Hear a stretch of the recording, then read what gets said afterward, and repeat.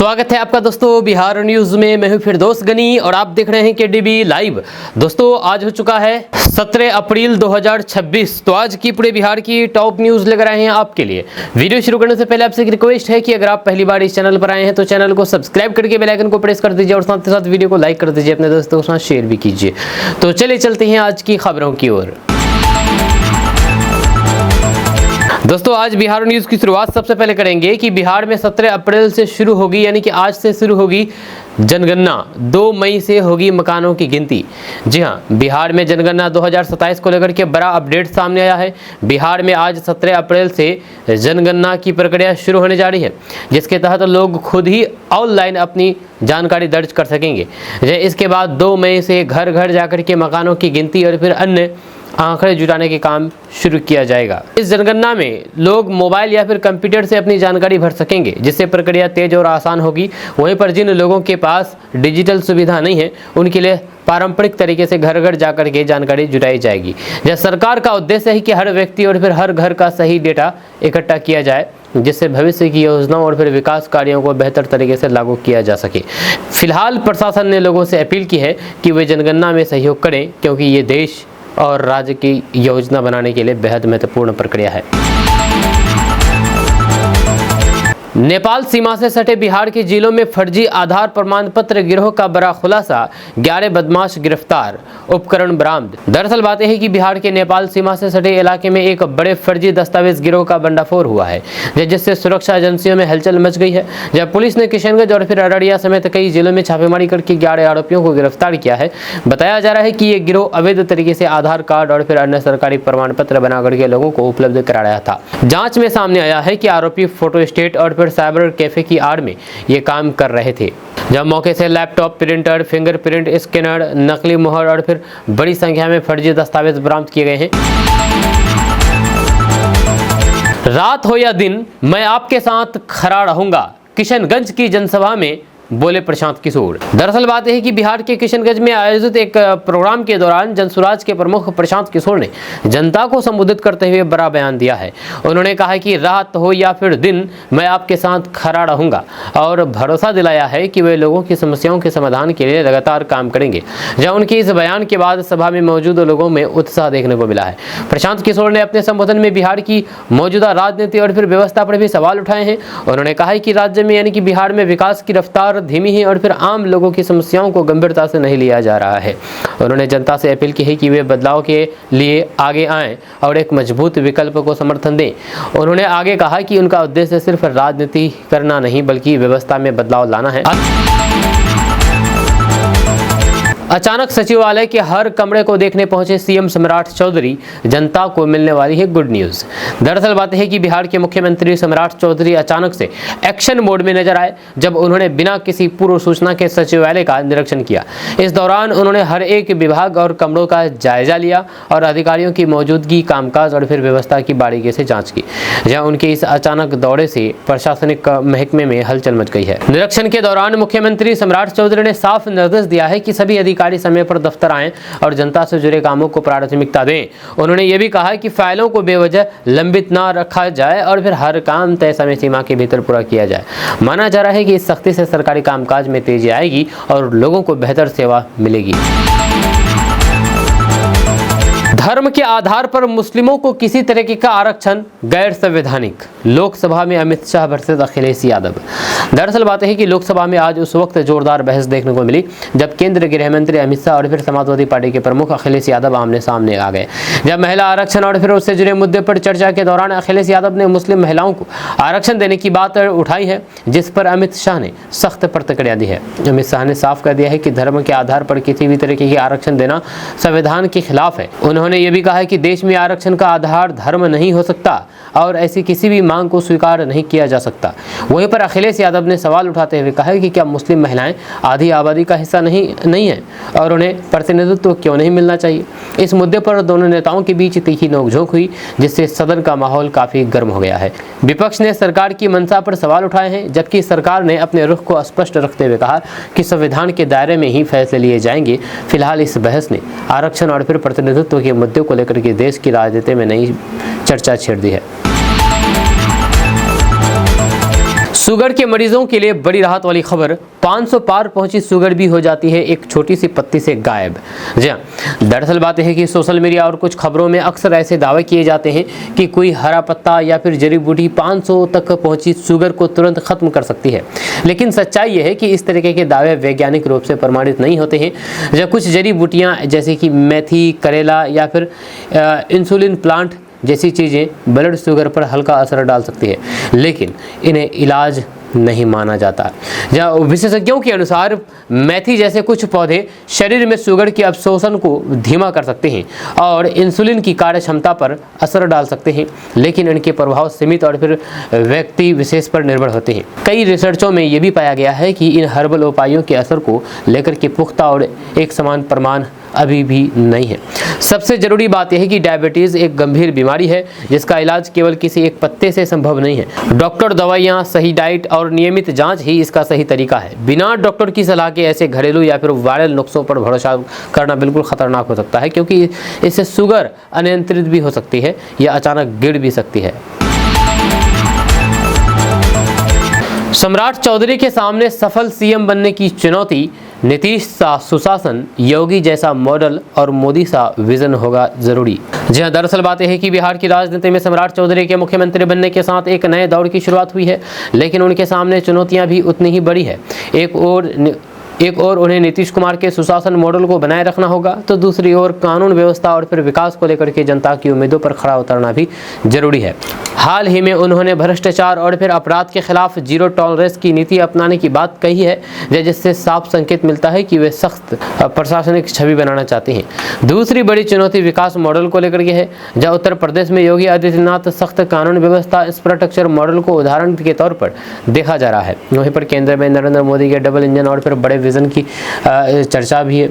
जहाँ ऐसे में सम्राट चौधरी को बिहार में रोजगार, उद्योग, स्वास्थ्य और फिर शिक्षा जैसे क्षेत्र में तेजी से काम करना होगा, ताकि राज्य विकास की नई गति पकड़ सके। हालांकि राजनीतिक चुनौतियां भी कम नहीं है। जी हाँ, विपक्ष पहले ही उन्हें चुना हुआ नहीं बल्कि चुना गया मुख्यमंत्री बता रहे हैं, जिससे साफ है कि आने वाले समय में उन्हें लगातार सियासी दबाव का सामना करना पड़ेगा।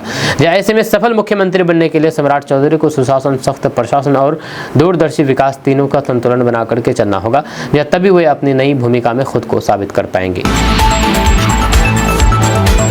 बिहार के नए मुख्यमंत्री सम्राट चौधरी का असली नाम क्या है? क्या आप लोग जानते हैं उनका असली नाम? दरअसल बात यह है कि बिहार के नए मुख्यमंत्री सम्राट चौधरी को लेकर के एक दिलचस्प जानकारी सामने आई है, जिसे बहुत कम लोग जानते हैं।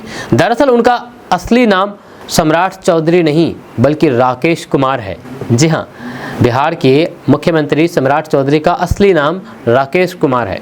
राजनीति में आने के बाद उन्होंने सम्राट चौधरी नाम से अपनी पहचान बनाई और आज इसी नाम से वे पूरे देश में जाने जाते हैं। सम्राट चौधरी का जन्म 16 नवंबर 1968 को बिहार के मुंगेर जिले में हुआ था और वे एक राजनीतिक परिवार से आते हैं।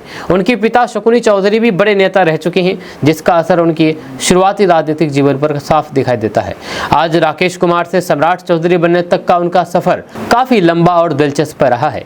कई पार्टियों से होते हुए वे अब बिहार के मुख्यमंत्री बने हैं और उनका ये नाम ही उनकी राजनीतिक पहचान और ब्रांड बन चुका है। ट्रोल नहीं हो पाया नीतीश, बेटे निशांत ने बदला इरादा, डिप्टी सीएम से मुख मोड़ा, सीधे जनता से करेंगे संवाद। दरअसल बात यह है कि बिहार की राजनीति में एक दिलचस्प मोड़ देखने को मिल रहा है, जहां पर नीतीश कुमार के बेटे निशांत कुमार को लेकर के नई चर्चा शुरू हो गई है। खबरों के मुताबिक निशांत कुमार ने डिप्टी सीएम बनने की अटकलों से खुद को अलग कर दिया और अब वे सीधे जनता से संवाद करने की रणनीति पर काम कर रहे हैं। जहां उनका ये कदम राजनीति में अलग पहचान बनाने की दिशा में बड़ा संकेत माना जा रहा है। बताया जा रहा है कि निशांत कुमार नहीं चाहते हैं कि उनके पिता नीतीश कुमार किसी भी तरीके के विवाद या फिर ट्रोलिंग का सामना करे। इसी वजह से उन्होंने सत्ता की सीधी जिम्मेदारी लेने के बजाय जमीनी स्तर पर लोगों से जुड़ने का रास्ता चुना है। वे जनसंपर्क और फिर सामाजिक गतिविधियों के जरिए अपनी मौजूदगी मजबूत करना चाहते हैं। राजनीतिक विश्लेषकों का मानना है कि यह कदम भविष्य की रणनीति का हिस्सा हो सकता है, जहाँ पर निशांत धीरे धीरे सक्रिय राजनीति में अपनी जगह बनाने की कोशिश कर रहे हैं। फिलहाल उनका ये फैसला बिहार की सियासत में नई चर्चा और फिर अटकलों को जन्म दे रहा है। मोतिहारी टू पाकिस्तान। बिहार के साइबर फ्रॉड का इंटरनेशनल नेटवर्क 10% का खेल उजागर।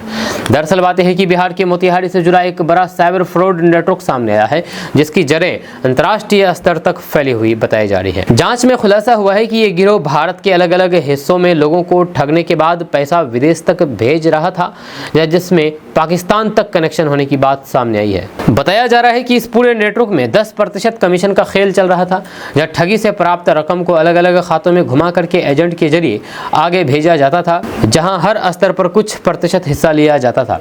इस तरह एक संगठित चैन के जरिए यानी कि नेटवर्क के जरिए करोड़ों रुपए का लेन देन किया जा रहा था। पुलिस और साइबर क्राइम की टीम ने इस मामले में कई लोगों को हिरासत में लिया है और फिर नेटवर्क से जुड़े हुए अन्य आरोपियों की तलाश जारी है। शुरुआती जांच में यह भी सामने आया है कि गिरोह फर्जी कॉल, OTP फ्रॉड और फिर बैंकिंग ठगी के जरिए लोगों को निशाना बनाता था। दोपहर 12 बजे से 4 बजे के बीच घर से ना निकले बाहर, बिहार में जारी हुआ अलर्ट। जी हाँ, दरअसल बात है कि बिहार में भीषण गर्मी और हीट वेव को देखते हुए प्रशासन ने लोगों से अलर्ट जारी कर दिया है। यह खास तौर पर दोपहर 12 बजे से शाम 4 बजे के बीच घर से बाहर ना निकलने की सलाह दी गई है, क्योंकि इस दौरान तापमान सबसे ज़्यादा रहता है और फिर लू लगने का खतरा बढ़ जाता है। जहाँ स्वास्थ्य विभाग ने चेतावनी दी है कि इस समय बिना जरूरत बाहर निकलने से डिहाइड्रेशन, चक्कर आना और फिर हीट स्ट्रोक जैसी समस्याएं हो सकती है। बच्चों, बुजुर्गों और फिर पहले से बीमार लोगों को विशेष सावधानी बरतने की सलाह दी गई है। अगर जरूरी काम से बाहर जाना पड़े तो फिर सिर ढक करके निकलें, पानी ज़्यादा पिएं और फिर धूप से बचने की कोशिश करें। जब प्रशासन ने लोगों से अपील की है कि वे सावधानी बरतें और फिर खुद के साथ साथ दूसरे का भी ध्यान रखें। फिलहाल बढ़ती गर्मी को देखते हुए आने वाले दिनों में स्थिति और गंभीर हो सकती है। ऐसे में सतर्क रहना बहुत ज़रूरी है। शिक्षक अभ्यर्थी ध्यान दें, ट्राई-4 के विज्ञापन को लेकर के बड़ा अपडेट, फॉर्म भरने का तरीका भी बदला। दरअसल बात यह है कि बिहार में शिक्षक भर्ती ट्राई-4 को लेकर के बड़ा अपडेट सामने आया है, जिससे अभ्यर्थियों के लिए आवेदन प्रक्रिया में बदलाव किया गया है। जब बिहार लोक सेवा आयोग यानी कि BPSC इस बार भर्ती प्रक्रिया को ज़्यादा व्यवस्थित बनाने के लिए नया सिस्टम लागू कर रहा है। इसके तहत अब आवेदन पहले से वन टाइम रजिस्टर्ड यानी कि OTR अनिवार्य कर दिया गया है, जिससे उम्मीदवारों को पहले अपना प्रोफाइल बनाना होगा। नई व्यवस्था के अनुसार अभ्यर्थियों को पहले OTR के जरिए अपनी सभी व्यक्तिगत और फिर शैक्षणिक जानकारी भरनी होगी। इसके बाद सभी प्रोफाइल के आधार पर वे ट्राई-4 के फॉर्म को आसानी से भर सकेंगे। इस बदलाव का उद्देश्य बार बार जानकारी भरने की जरूरत को खत्म करना और फिर आवेदन प्रक्रिया को तेज और फिर पारदर्शी बनाना है। बताया जा रहा है कि ट्राई-4 के तहत करीब 45,000 से ज्यादा शिक्षक पदों पर भर्ती की जाएगी और फिर आवेदन प्रक्रिया पूरी तरह से ऑनलाइन होगा। बिहार विधान परिषद उपचुनाव की घोषणा, दीपक प्रकाश होंगे NDA प्रत्याशी। दरअसल बात है कि बिहार की राजनीति में इससे जुड़ी हुई बड़ी खबर सामने आई है, जहां पर विधान परिषद की एक सीट पर उपचुनाव की घोषणा कर दी गई है। ये सीट पहले खाली हुई थी, जिसके बाद चुनाव आयोग ने उपचुनाव का शेड्यूल जारी कर दिया है। जानकारी के मुताबिक नामांकन प्रक्रिया 23 अप्रैल से शुरू होगी और फिर जरूरत पड़ने पर 12 मई को मतदान कराया जाएगा। जहां इस उपचुनाव को लेकर के NDA ने अपनी रणनीति साफ कर दी है और फिर दीपक प्रकाश को उम्मीदवार बनाने का फैसला किया है। दीपक प्रकाश पहले से बिहार सरकार में मंत्री रह चुके हैं और उन्हें गठबंधन का मजबूत चेहरा माना जाता है। यह राजनीतिक तौर पर इस उपचुनाव को काफी अहम माना जा रहा है, क्योंकि इससे विधान परिषद में सत्ता संतुलन पर असर पड़ सकता है। NDA इस सीट को अपने कब्जे में बना रखना चाहती है, जबकि विपक्ष भी इसे लेकर के सक्रिय नजर आ रहा है। ऐसे में आने वाले दिनों में ये चुनाव बिहार की सियासत में नई हलचल ला सकती है। ड्रोन उड़ा करके खेतों में दवा छिड़क रही बिहार की सुरभि, 1 बीघा खेत का 300 रुपये करती है चार्ज, सीजन में बम्पर होती है कमाई। जब दरअसल बात है कि बिहार में लोग कहते हैं कि बिहार में रोजगार नहीं है, लेकिन यहाँ पर कहा जाए तो बिहार की महिलाएं भी रोजगार कर रही है, क्योंकि बशर्ते आपको हुनर मालूम हो या फिर रास्ता मालूम हो या फिर आप खुद कोशिश करें तो ही तो आप रोजगार मिलेगी ना। क्योंकि यहाँ पर बिहार की महिलाएं रोजगार कर रही है, वो भी ड्रोन उड़ा करके खेतों में छिड़काव करके। जब बिहार में अब खेती का तरीका तेजी से बदल रहा है और इस बदलाव की मिसाल बनी है सुरभि, जो कि महिला है और जो ड्रोन के जरिए खेतों में दवा का छिड़काव कर रही है। पहले जहां पर किसानों को घंटों मेहनत करनी पड़ती थी, वहीं पर अब सुरभि कुछ ही मिनटों में बड़े क्षेत्र में दवा छिड़क देती है। बताया जा रहा है कि वे 1 बीघा खेत में स्प्रे करने के लिए करीब 300 रुपये की चार्ज लेती है, जिससे किसानों को भी फायदा हो रहा है और उनका काम भी आसान हो गया है। सुरभि ने इस तकनीक को अपना करके न सिर्फ खुद को आत्मनिर्भर बराबर बनाया, बल्कि गांव के अन्य किसानों के लिए भी नई राह दिखाई है। यह ड्रोन तकनीक से छिड़काव करने पर समय की बचत होती है, दवा की बर्बादी कम होती है और फिर फसल पर इसका असर भी ज़्यादा बेहतर होता है। यही वजह है कि अब कई किसान इस नई तकनीक को तेज़ी से अपना रहे हैं। खास बात यह है कि इस काम से सुरभि सीजन में अच्छी कमाई कर रही है। जी, खेती में ड्रोन का इस्तेमाल अब सिर्फ तकनीकी बदलाव नहीं, बल्कि रोजगार का नया अवसर भी बनता जा रहा है। सरकार भी इस दिशा में योजनाएं चला रही है, जिससे गांव में ऐसे नए उद्यमी तैयार हो सके और फिर खेतों को आधुनिक बनाया जा सके। सीएम बनते ही एक्शन मोड में सम्राट चौधरी, पहली बैठक में दिए कड़े निर्देश। जाने क्या है नई सरकार की 5 बड़ी प्राथमिकताएं। दरअसल बात यह है कि बिहार के नए मुख्यमंत्री बनने के बाद सम्राट चौधरी एक्शन मोड में नजर आ रहे हैं। जहां शपथ लेने के बाद ही उन्होंने अधिकारियों के साथ पहली हाई लेवल बैठक की और साफ संदेश दे दिया है कि सरकार का कामकाज तेज, पारदर्शी और परिणाम देने वाला होना चाहिए। बैठक में उन्होंने सबसे पहले भ्रष्टाचार और फिर अपराध पर सख्त रुख अपनाते हुए जीरो टॉलरेंस की नीति पर जोर दिया है।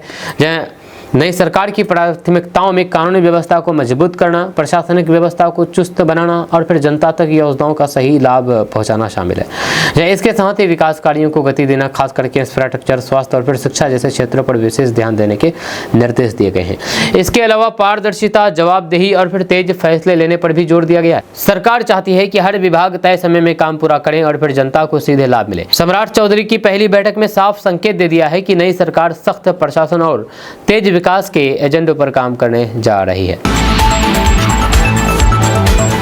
बिहार में होम डिलीवरी मुक्त पंचायत अभियान का विस्तार, सुरक्षित मातृत्व को मिलेगा बढ़ावा।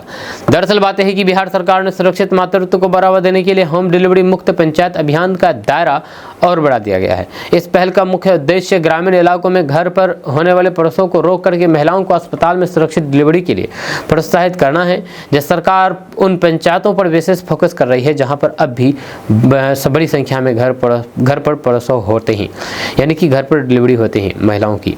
इस अभियान के तहत आशा कार्यकर्ता, एएनएम और फिर स्वास्थ्य विभाग की टीम गांव-गांव जाकर के गर्भवती महिलाओं को जागरूक कर रही है। उन्हें बताया जा रहा है कि अस्पताल में प्रसव कराने से मां और फिर बच्चे दोनों की सुरक्षा सुनिश्चित होती है। साथ ही साथ जरूरत पड़ने पर एम्बुलेंस और फिर अन्य स्वास्थ्य सुविधाएं भी उपलब्ध कराई जा रही है, ताकि किसी भी महिला को घर पर प्रसव के लिए मजबूर ना होना पड़े। वहीं पर सरकार का लक्ष्य है कि हर पंचायत को होम डिलीवरी मुक्त बनाया जाए, जिससे मातृत्व और फिर शिशु मृत्यु दर में कमी लाई जा सके। इस अभियान के विस्तार के बाद उम्मीद की जा रही है कि ज़्यादा से ज़्यादा महिलाएं संस्थागत प्रसव अपनाएंगी और बिहार में स्वास्थ्य व्यवस्था को और मजबूत बनाया जा सकेगा। बिना 6% कमीशन माप पुस्तिका आगे नहीं बढ़ाया था इंजीनियर, 10,000 रुपए की रिश्वत लेते हुए रंगे हाथ गिरफ्तार। दरअसल बात यह है कि बिहार में भ्रष्टाचार के खिलाफ कार्रवाई के बीच एक बड़ा मामला सामने आया है, जहां पर एक इंजीनियर को रिश्वत लेते हुए रंगे हाथों गिरफ्तार किया गया है। आरोप है कि वह किसी भी काम की माप पुस्तिका आगे बढ़ाने के लिए 6% तक कमीशन मांगता था। इसी सिलसिले में शिकायत मिलने के बाद निगरानी टीम ने जाल बिछाया और उसे 10,000 रुपए की रिश्वत लेते हुए पकड़ लिया है। जांच में सामने आया है कि इंजीनियर बिना कमीशन लिए किसी भी फाइल को आगे नहीं बढ़ाता था, जिससे ठेकेदारों और फिर आम लोगों को काफ़ी परेशानी होती थी। यह भी बताया जा रहा है कि इस तरीके का फिक्स प्रतिशत कमीशन सिस्टम कई विभागों में लंबे समय से चल रहा है, जहां पर काम करवाने के लिए पहले रिश्वत देनी पड़ती है। दरअसल बिहार में इंजीनियर पर पहले भी टेंडर और बिल पास कराने के बदले 4 से 6% कमीशन लेने के आरोप लगते रहे हैं। फिलहाल आरोपी इंजीनियर से पूछताछ की जा रही है और ये पता लगाने की कोशिश की जा रही है कि इस नेटवर्क में और कौन कौन लोग शामिल है। राज्य में यानी कि बिहार में हाल के समय में भ्रष्टाचार के मामले तेजी से आई है और निगरानी एजेंसियां लगातार कार्रवाई कर रही है, जहां पर कई अधिकारियों को रंगे हाथ पकड़ा गया है। बिहार में शराबबंदी पर फिर सियासत, सत्ता पक्ष से ही उठे सवाल, क्या करेंगे सम्राट चौधरी। दरअसल बात है कि बिहार में शराबबंदी को लेकर के एक बार फिर से सियासत गर्मा गई है और इस बार सवाल विपक्ष नहीं बल्कि सत्ता पक्ष के भीतर से ही उठ रहे हैं। कुछ विधायकों ने खुले तौर पर इस कानून की समीक्षा की मांग की है, ये कहते हुए कि इससे राज्य को भारी राजस्व नुकसान हो रहा है और जमीनी स्तर पर इसके अपेक्षित परिणाम भी मिल पा रहे हैं। दरअसल नई सरकार बनने के बाद ये बहस और तेज हो गई है कि क्या अब इस नीति में बदलाव किया जाएगा। खुद सम्राट चौधरी पहले भी शराबबंदी से होने वाले आर्थिक नुकसान की बात कर चुके हैं, जिससे ये अटकलें और बढ़ गई है कि सरकार इस पर पूर्ण विचार कर सकती है। वहीं पर कुछ नेता खुले तौर पर शराबबंदी खत्म करने की मांग भी कर रहे हैं। हालांकि जेडीयू और कुछ अन्य नेता अभी भी इस नीति के पक्ष में खड़े हैं और इसे सामाजिक सुधार का बड़ा कदम मानते हैं। ऐसे में अब सबसे बड़ा सवाल यह है कि मुख्यमंत्री सम्राट चौधरी इस मुद्दे पर क्या फैसला लेते हैं। क्या वे शराबबंदी जारी रखेंगे या इसमें बदलाव करेंगे? फिलहाल ये मुद्दा बिहार की राजनीति का सबसे बड़ा चर्चा का विषय बना हुआ है। सम्राट चौधरी को सीएम बनाए जाने पर जमकर बरसे प्रशांत किशोर। एनडीए पर जनता के साथ लगाया धोखा का आरोप। दरअसल बातें हैं कि बिहार की राजनीति में नए मुख्यमंत्री सम्राट चौधरी के शपथ लेते ही बयानबाजी तेज हो गई है। जनसुराज नेता प्रशांत किशोर ने इस फैसले पर ही प्रतिक्रिया देते हुए कहा कि एनडीए ने जनता के साथ धोखा किया है। उनका आरोप है कि चुनाव नीतीश कुमार के नाम पर लड़ा गया था, लेकिन बाद में किसी और को मुख्यमंत्री बना दिया गया। प्रशांत किशोर ने यह भी कहा कि सम्राट चौधरी को पिछले दरवाजे से मुख्यमंत्री बनाया गया है और ये लोकतांत्रिक प्रक्रिया के खिलाफ है। उन्होंने दावा किया है कि बिहार की नई सरकार का नियंत्रण राज्य के बजाय केंद्र के बड़े नेताओं के हाथ में रहेगा, जिससे राज्य की स्वायत्तता प्रभावित हो सकती है। इसके साथ ही प्रशांत किशोर ने सम्राट चौधरी की योग्यता और फिर नेतृत्व क्षमता पर भी सवाल उठाए हैं और कहा है कि जनता अब उनके कामकाज पर नजर रखेगी। फिलहाल उनके इस बयान से बिहार की सियासत और गर्मा गई है और फिर आने वाले समय में इस मुद्दे पर राजनीतिक टकराव बढ़ने की संभावना जताई गई है। ऐसा क्या हुआ कि मंच पर ही रो पड़े अशोक चौधरी? माहौल बिगड़ते देख निशांत कुमार ने यूं संभाली कमान। दरअसल बात है कि बिहार की राजनीति में उस वक्त भावुक पल देखने को मिला जब जेडीयू नेता अशोक चौधरी मंच पर ही अचानक रो पड़े। बताया जा रहा है कि ये पूरा घटनाक्रम नीतीश कुमार की सत्ता से हटने और फिर राजनीतिक बदलाव के बीच हुआ है, जहां पर उनके करीबी नेताओं में भावनात्मक माहौल बन गया था। अशोक चौधरी नीतीश कुमार के बेहद करीबी नेता माने जाते हैं और उनके जाने की स्थिति ने उन्हें भावुक कर दिया है। मंच पर जैसे ही माहौल भारी होने लगा, वहां मौजूद निशांत कुमार ने स्थिति को संभालने की कोशिश की। उन्होंने आगे बढ़कर के अशोक चौधरी को शांत कराया और कार्यक्रम को सामान्य करने में अहम भूमिका निभाई। इस दौरान उन्होंने संयम बनाए रखने का संदेश भी दिया है, जिससे कार्यक्रम में मौजूद लोगों के बीच माहौल धीरे धीरे शांत हुआ। दरअसल बिहार की राजनीति में हाल के बड़े बदलाव, खास करके नेतृत्व परिवर्तन ने कई नेताओं को भावुक कर दिया है। अशोक चौधरी का मंच पर रो पड़ना उसी भावनात्मक दौर की झलक माना जा रहा है, जहां पर एक युग के अंत और नए दौर की शुरुआत ने सियासी माहौल को संवेदनशील बना दिया है। निजी स्कूलों की मनमानी पर चला प्रशासन का डंडा, फीस बढ़ाई और या फिर यूनिफॉर्म बदली तो सीधे एक्शन। दरअसल बात यह है कि बिहार में निजी स्कूलों की मनमानी पर अब प्रशासन सख्त हो गया है। अभिभावकों की लगातार शिकायतों के बाद सरकार ने साफ कर दिया है कि बिना नियम के फीस बढ़ाने या फिर जबरन कोई बदलाव करने पर सीधे कार्रवाई की जाएगी। राज्य में पहले से लागू फीस रेगुलेशन कानून के तहत स्कूल मनमाने तरीके से फीस नहीं बढ़ा सकते हैं और फिर इसके लिए तय प्रक्रिया का पालन जरूरी है। नई गाइडलाइंस के मुताबिक स्कूल अब मनमर्जी से यूनिफॉर्म नहीं बदल सकते और न ही छात्रों को किसी खास दुकान से किताबें या फिर ड्रेस खरीदने के लिए मजबूर कर सकते हैं। इसी तरह फीस बढ़ाने के लिए भी पारदर्शिता जरूरी होगी और फिर अभिभावकों को भी पूरी जानकारी देना अनिवार्य होगा। देश के कई राज्यों में भी इसी तरह के नियम लागू किए जा रहे हैं, जहां पर मनमानी फीस और फिर जबरन खरीद पर सख्त कार्रवाई की जा रही है। प्रशासन ने साफ चेतावनी दी है कि नियमों का उल्लंघन करने वाले स्कूलों पर जुर्माना, मान्यता रद्द करने जैसे कई बड़े कदम उठाए जा सकते हैं। फिलहाल इस सख्ती के बाद अभिभावकों को बड़ी राहत मिलने की उम्मीद है और शिक्षा व्यवस्था में पारदर्शिता बढ़ाने की दिशा में इसे बड़ा कदम माना जा रहा है। सिवान में आरजेडी विधायक ओसामा साहब पर एक और एफआईआर, डॉक्टर और उनकी पत्नी ने लगाए जमीन कब्जाने का आरोप। दरअसल बात है कि बिहार के सिवान जिले से एक बड़ी खबर सामने आई है, जहां पर आरजेडी विधायक ओसामा साहब एक बार फिर से कानूनी विवाद में घिर गए हैं। एक डॉक्टर दंपति ने उन पर जमीन कब्जाने की कोशिश और फिर धमकी देने का आरोप लगाया है, जिसके बाद पुलिस ने मामला दर्ज करके जांच शुरू कर दी है। शिकायत के मुताबिक डॉक्टर विनय सिंह और फिर उनकी पत्नी ने आरोप लगाए हैं कि सिवान के जुनापुर गांव में उनकी जमीन पर जबरन कब्जा करने की कोशिश की गई है। उनका कहना है कि उन्हें जमीन छोड़ने और फिर वहां से हट जाने की धमकी दी गई, साथ ही साथ निर्माण कार्य भी रुकवा दिया गया। इस मामले में विधायक के साथ अन्य लोगों को भी आरोपी बनाया गया है और पुलिस पूरे मामले की जाँच कर रही है। आपको बता दूं कि पिछले 10 दिनों में में ये दूसरी बार है जब ओसामा साहब के खिलाफ FIR दर्ज हुई है। इससे पहले भी उन पर एक और अन्य मामले में गंभीर आरोप लगे थे। लगातार सामने आ रहे इस मामले के बाद सिवान की राजनीति में हलचल तेज हो गई है और कानून व्यवस्था को लेकर भी सवाल उठने लगे हैं। बिहार में बिजली स्मार्ट मीटर पर नया नियम लागू, अब आपकी मर्जी प्रीपेड चुने या पोस्टपेड। दरअसल बात यह है कि बिहार में स्मार्ट मीटर को लेकर के बड़ा बदलाव किया गया है, जिससे अब उपभोक्ताओं को राहत मिली है। नए नियम के तहत अब बिजली उपभोक्ता अपनी सुविधा के अनुसार प्रीपेड या फिर पोस्टपेड मोड चुन सकेंगे। पहले जहां पर स्मार्ट मीटर को प्रीपेड मोड में ही इस्तेमाल करना लगभग अनिवार्य माना जाता था, वहीं पर अब ये बाध्यता खत्म कर दी गई है। इस फैसले के पीछे उपभोक्ताओं की शिकायतें और फिर विरोध भी एक बड़ी वजह मानी जा रही है। जहाँ कई लोगों ने प्रीपेड सिस्टम में बार बार रिचार्ज, अचानक बिजली कटने और बिलिंग को लेकर के परेशानियां बताई गई थी। अब नए नियम के बाद उपभोक्ता अपनी ज़रूरत और फिर सुविधा के हिसाब से तय कर सकेंगे कि उन्हें पहले जैसा देकर के बिजली इस्तेमाल करना है या फिर बाद में बिल चुकाना है। सरकार का मानना है कि इस बदलाव से स्मार्ट मीटर सिस्टम को लेकर के लोगों का भरोसा बढ़ेगा और बिजली व्यवस्था और पारदर्शी बनेगी। फिलहाल ये फैसला उपभोक्ताओं को ज़्यादा विकल्प देने और उनकी समस्याओं को कम करने की दिशा में एक बड़ा कदम माना जा रहा है। दोस्तों, किशनगंज में एक बार फिर से हाथियों का आतंक देखा जा रहा है। हर साल नेपाल से हाथी किशनगंज आते हैं, यहाँ पर तबाही करके वापस चले जाते हैं, लेकिन सवाल प्रशासन पर है कि आखिर प्रशासन चुप क्यों है? क्यों प्रशासन इस पर ठोस कदम नहीं उठा पा रही है? एक बार फिर से सीमावर्ती किशनगंज जिले के दिगलबैंक प्रखंड में इन दिनों जंगली हाथियों का आतंक देखने को मिल रहा है। नेपाल सीमा से आए हाथियों का झुंड लगातार गाँव के आसपास डेरा डाल करके मक्के की फसलों को भारी नुकसान पहुँचा रहा है। स्थिति इतनी गंभीर हो गई है कि धनतोला, डोडिया, बांसबाड़ी और फिर सुरभिट्टा जैसे कई गांव के किसान रात भर जाग करके अपनी फसलों की रखवाली करने को मजबूर हैं। यह किसानों का कहना है कि हाथी कई दिनों से खेतों में घुस करके मक्के की फसल को पूरी तरह से बर्बाद कर रहे हैं, जिससे उन्हें भारी आर्थिक नुकसान झेलना पड़ रहा है।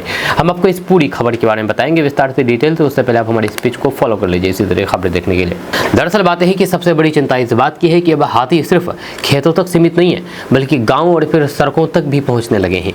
जहाँ हाल ही में एक वीडियो सामने आया है जिसमें हाथियों का झुंड सड़क पर टहलता नजर आया, जहाँ इस दौरान लोग डर के मारे रुक गए और फिर दूर से ही शोर मचाने लगे।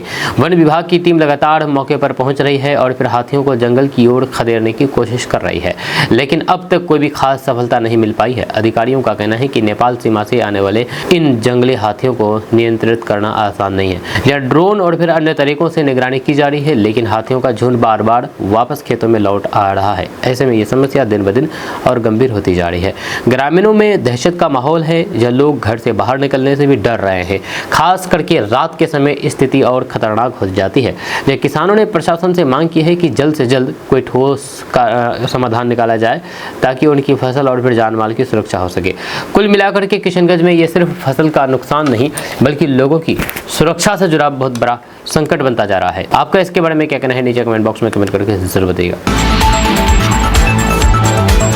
दोस्तों, किशनगंज में एक ऐसी दरगाह है जहां पर मजहब की दीवारें खुद ब खुद टूट जाती है, जहां पर हिंदू और मुसलमान एक साथ सिर झुकाते हैं और दूर दूर से लोग सिर्फ ये उम्मीद लगा करके आते हैं कि मुराद पूरी हो जाए। दरअसल बात यह है कि किशनगंज के कदम रसूल स्थित बाबा कमली शाह दरगाह इन दिनों एक बार फिर से आस्था का बड़ा केंद्र बना हुआ है। हर साल की तरह इस बार भी बैसाख महीने की शुरुआत के साथ यहाँ 3 दिवसीय उर्स मेला का आयोजन हो रहा है। जहाँ इस उर्स मेले की खास बात यह है कि यहाँ सिर्फ बिहार ही नहीं बल्कि पश्चिम बंगाल, नेपाल और बांग्लादेश से भी बड़ी संख्या में श्रद्धालु यानी कि लोग पहुँचते हैं।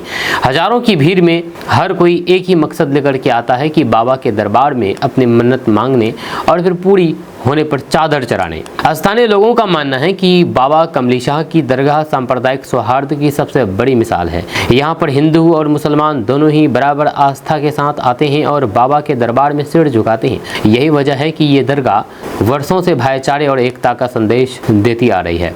जहाँ उर्स मेले की शुरुआत 15 अप्रैल यानी कि बैसाख के पहले दिन से होती है। दूसरे दिन बाबा से जुड़ी पवित्र वस्तुओं के दर्शन कराए जाते हैं, जिसे देखने के लिए भारी भीड़ उमड़ती है।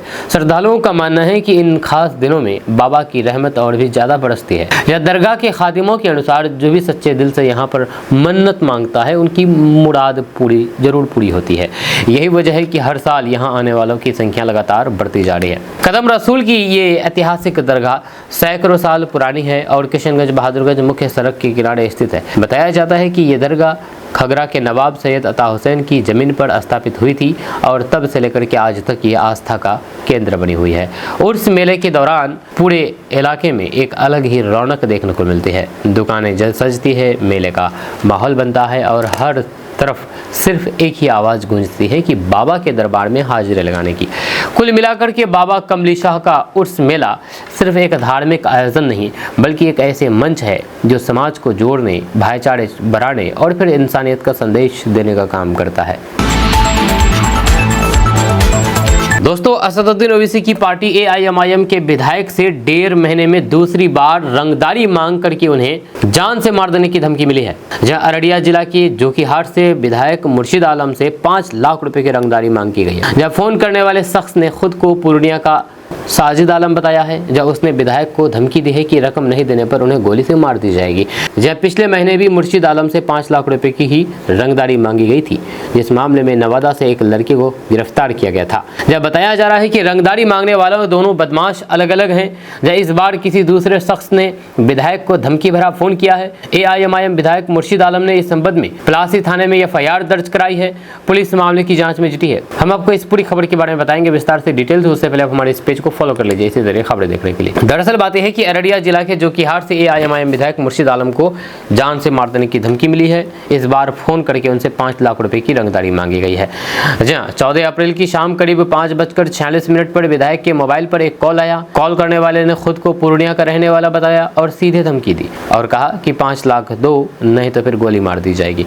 इतना ही नहीं, कुछ देर बाद शाम 7:09 पर विधायक को व्हाट्सएप कॉल भी आया। इस बार कॉल करने वाले ने अपना नाम साजिद आलम बताया है और दोबारा वही धमकी दोहराई है। विधायक ने समझदारी दिखाते हुए आरोपी से कहा कि वे अपना आदमी भेज दें, जब पैसे दे दिए जाएंगे, लेकिन इस बार कॉल काट दिया गया। जहां इसके तुरंत बाद विधायक ने पूरे मामले की जानकारी पुलिस को दी और फिर पलासी थाने में FIR दर्ज कराई है। जहां पुलिस अब इस मामले की जांच में जुटी है। कॉल डिटेल्स और नंबर को ट्रैक किया जा रहा है। अधिकारियों का कहना है कि जल्द ही आरोपी को गिरफ्तार कर लिया जाएगा। गौर करने वाली बात यह है कि ये कोई पहला मामला नहीं है। इससे पहले 6 मार्च को भी विधायक से 5 लाख रुपए की रंगदारी की मांग की गई थी। जब उस समय धमकी देने वाले ने खुद को कुख्यात गैंग से जुड़ा बताया था, लेकिन जांच में आरोपी एक नाबालिग निकला। अब एक बार फिर से इस तरीके की धमकी मिलने से सुरक्षा व्यवस्था पर सवाल खड़े हो गए हैं। लगातार मिल रही धमकियों ने यह साफ कर दिया है कि अपराधी बेखौफ होकर के नेताओं को निशाना बना रहे हैं। अगर आप भारत के मुसलमान हैं और नेपाल जाते हैं तो आपको वीजा दिखाना पड़ेगा। वहीं पर अगर आप भारत के हिंदू हैं और नेपाल जाते हैं तो आपके लिए वीज़ा नहीं है। इस तरीके की खबरें सोशल मीडिया पर चल रही है और ये खबर नेशनल मीडिया द्वारा चलाया गया है। जैसे कि आपको पता है कि किशनगंज, अररिया और बाकी कई जिले, बिहार के कई ऐसे ज़िले हैं जो नेपाल से सटा हुआ है और यहाँ के लोग नेपाल भारत आना जाना करते हैं। खास करके यहाँ पर तो बेटी रोटी का रिश्ता है। जब बहुत सारे ऐसे किशनगंज के लोग हैं जो अपनी बेटी को नेपाल में दिए हैं, वहीं पर बहुत सारे नेपाल के ऐसे लोग हैं जो अपनी बेटी को किशनगंज भारत में दिए हैं। अब ऐसे में उन लोगों के लिए चिंता की खबर है, क्योंकि इस तरीके के खबरें सर्कुलेट किया जा रहा है कि अगर आप भारत के मुसलमान हैं तो आपको वीज़ा दिखाना पड़ेगा, तब आप नेपाल में प्रवेश कर पाएंगे। वहीं पर भारत के अगर आप हिंदू हैं तो आपको वीज़ा नहीं दिखाना पड़ेगा। हम आपको इस पूरी खबर के बारे में बताएंगे विस्तार से, डिटेल से, कि आखिर इसकी सच्चाई क्या है। उससे पहले आप हमारे इस पेज को फॉलो कर लीजिए। दरअसल बात है कि सोशल मीडिया पर एक न्यूज़ चैनल के नाम से वायरल हो रहे इस पोस्ट में दावा किया जा रहा है कि नेपाल में धर्म के आधार पर एंट्री के नियम बदल दिए गए हैं, लेकिन जाँच में यह खबर पूरी तरह से फर्जी साबित हुई है। भारत और नेपाल के बीच लंबे समय से खुली सीमा व्यवस्था है, जहां पर दोनों देशों के नागरिक बिना वीजा के आ जा सकते हैं। इस नियम में किसी भी तरीके का धार्मिक भेदभाव नहीं किया गया है। यह किशनगंज और सीमांचल का इलाका नेपाल सीमा से सटा हुआ है, जहां पर हर दिन बड़ी संख्या में लोग व्यापार, इलाज और फिर निजी कामों के लिए नेपाल आते जाते हैं। ऐसे में इस तरह की फर्जी खबरें यहाँ के लोगों में भ्रम और डर पैदा कर सकती है। स्थानीय जानकारों और फिर प्रशासनिक सूत्रों का भी कहना है कि ऐसी कोई भी गाइडलाइंस जारी नहीं की गई है। ये पोस्ट सिर्फ सोशल मीडिया पर फैलाया गया एक झूठा दावा है, जिसका मकसद लोगों को भड़काना और भ्रम फैलाना हो सकता है। दोस्तों, आपने जलेबी तो खूब खाई होगी, लेकिन क्या कभी पेड़ पर उगने वाली जलेबी के बारे में सुना है? जी हाँ, जंगल जलेबी इन दिनों बाजार में खूब चर्चा में है, बाजार में बिकते भी हैं। जैसे कि आप अपने मोबाइल स्क्रीन पर तस्वीर देख रहे हैं, इसको जंगल जलेबी बोला जाता है, जो कि पेड़ों में उगती है। जी हाँ, पेड़ों में उगने वाली ये जलेबी है। खट्टी मीठे स्वाद वाला ये अनोखा फल न सिर्फ लोगों की पसंद बन रहा है बल्कि सेहत के लिए भी बेहद फायदेमंद माना जाता है। जहाँ अगर आप अभी नहीं खाते हो तो जाहिर सी बात है कि बचपन में आप जरूर खाए होंगे, क्योंकि सबकी बचपन की ये फेवरेट फल हुआ करता है, जलेबी हुआ करता है। खास बात यह है कि ये जलेबी साल में केवल 2 महीने में ही मिलता है, लेकिन इसके फायदे इतने ज़बरदस्त है कि इसे खाने से शरीर को कई तरह के लाभ मिलते हैं। यही वजह है कि यह फल अब तेजी से लोगों की थाली में अपनी जगह बना रहा है। अब सवाल है कि आखिर ये जलेबी कहाँ मिलता है, ये खास जलेबी। तो आपको बता दूं कि ये जलेबी बिहार के आपको हर एक जिले में मिल जाएंगे, खास करके किशनगंज, अररिया, पूर्णिया, कटिहार की यहाँ पर गाँव में इस तरह की जलेबी पाए जाते हैं। जहाँ गाँव और जंगलों में पाए जाने वाले कीकर के पेड़ पर यह फल उगता है, जिसे स्थानीय लोग जंगल जलेबी कहते हैं। खास बात यह है कि ये साल में सिर्फ 2 महीने ही बाजार में नजर आती है, इसलिए इसका डिमांड भी काफी ज्यादा रहती है। अगर आप इस तरीके की जंगल जलेबी नहीं खाए हैं तो आपके लिए भी ये सवाल होगा कि आखिर ये जंगल जलेबी का पेड़ कैसा और फल कैसा होता है। तो आपको बता दूं कि जंगल जलेबी का पेड़ मध्यम आकार का सदाबहार पेड़ होता है, जो कि साल भर हरा भरा रहता है। इसकी सबसे खास पहचान इसकी मुड़ी हुई फलिंग होती है, जो देखने में बिल्कुल भी जलेबी जैसी लगती है, मुड़ा हुआ। पकने पर ये फलियां का रंग गुलाबी या फिर लाल हो जाता है, जिससे ये और भी आकर्षक दिखती है। इसके अंदर सफ़ेद और मुलायम गुदा होता है, जिसका स्वाद मीठा होने के साथ हल्का खट्टापन होता है। यही स्वाद इसे खास बनाता है। एक फली के अंदर आमतौर पर 8 से 10 बीज पाए जाते हैं, जो इसके प्राकृतिक स्वरूप को दर्शाते हैं। दोस्तों, किशनगंज और सीमांचल के लोगों के लिए बड़ी खबर है। नेपाल सरकार के नए आदेश के बाद अब सीमा पार खरीदारी करना पहले जितना आसान नहीं रहेगा। जहाँ 100 रुपये से ज़्यादा की खरीदारी पर अब भंसार यानी कि कस्टम शुल्क देना होगा, जिससे आम लोगों और फिर व्यापारियों की चिंता बढ़ गई है। जैसे कि आपको पता है कि नेपाल में नई सरकार का गठन हुआ है, नई सरकार बनी है, बालन शाह प्रधानमंत्री बने हैं। लेकिन बालन शाह के प्रधानमंत्री बनते ही एकदम बिल्कुल पूरी तरह से नेपाल में उथल पुथल मच गई है। हर चीज़ को पलट करके रख देती है, हर फैसले को पलट देती है, जहाँ नए नए आदेश लागू करते हैं। अब जो नया आदेश दिया गया है, ये भारत और फिर नेपाल के लोगों के लिए चिंता की खबर है, खास करके बॉर्डर इलाकों के लिए। कि किशनगंज और सीमांचल का इलाका नेपाल सीमा से सटा हुआ है, जहाँ पर रोजाना सैकड़ों लोग भारत और नेपाल के बीच आना जाना करते हैं। लेकिन अब नेपाल सरकार के नए नियम ने इस आवाजाही और खरीदारी पर असर डालना शुरू कर दिया है। नेपाल सरकार ने आदेश जारी करते हुए कहा कि भारत से 100 से अधिक की खरीदारी पर अब भंसार यानी कि कस्टम ड्यूटी देना अनिवार्य होगा। इस पर 5% से लेकर के 80% तक शुल्क लगाया जा सकता है। बताया जा रहा है कि यह फैसला नेपाल में घरेलू उत्पादों को बढ़ावा देने और राजस्व बढ़ाने के उद्देश्य से लिया गया है, लेकिन इसका सीधा असर सीमावर्ती इलाकों, खास करके किशनगंज, सोनामणि, गोदाम और फिर आसपास के क्षेत्रों पर पड़ सकता है। यहाँ के लोग रोजमर्रा की जरूरतों के लिए अक्सर भारतीय बाजार पर निर्भर रहते हैं, क्योंकि यहाँ का सामान सस्ता और आसानी से उपलब्ध होता है। वहीं पर दाल, तेल, नमक, सब्जी और फिर दवाइयों जैसे जरूरी चीजें लोग भारत से खरीद करके ले जाते हैं। स्थानीय लोगों का कहना है कि ये नियम गरीब और दिहाड़ी मजदूरों पर सबसे ज्यादा असर डालेगा, जो रोज 200 से 300 रुपए का सामान खरीद करके अपना घर चलाते हैं। वहीं पर व्यापारियों को भी चिंता है कि इस फैसले से छोटे व्यापार पर नकारात्मक असर पड़ेगा और सीमा पार खरीदारी कम हो सकती है। इसके अलावा नेपाल सरकार ने वाहनों को लेकर भी नियम सख्त कर दिए हैं। अब भारतीय नंबर प्लेट वाहनों को नेपाल में प्रवेश के लिए भंसार अनुमति लेना अनिवार्य होगा।